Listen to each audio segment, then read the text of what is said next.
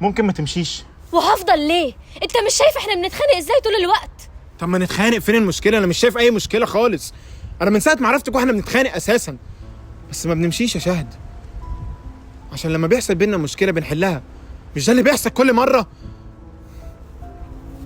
يا شهد؟ احنا لما بندخل علاقه بنبقى محتاجين حد يفهمنا، يريحنا، يشاركنا. ورغم ان بيحصل عكس كده انا مكمل وما زهقتش عشان بحبك وعايزك. يو ام الاسطوانه دي، هو انت ما بتزهقش؟ نفسي تفهم، الحب مش هو كل حاجه في العلاقه، في حاجات اهم من كده بكتير. هي انت سامعاني؟ شايفاني؟ انا ما قلتش ان الحب كفايه، قلت يفهمنا، يريحنا، يشاركنا. وكوني بقولك ان انا بحبك دي مش اسطوانه ما بنخلصش منها، عشان دي جمله المفروض تتقال بين اي اتنين بيحبوا بعض. لا، هو المفروض اني مش قادره اكمل في العلاقه دي.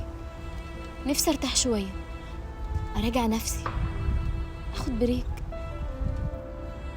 ماشي.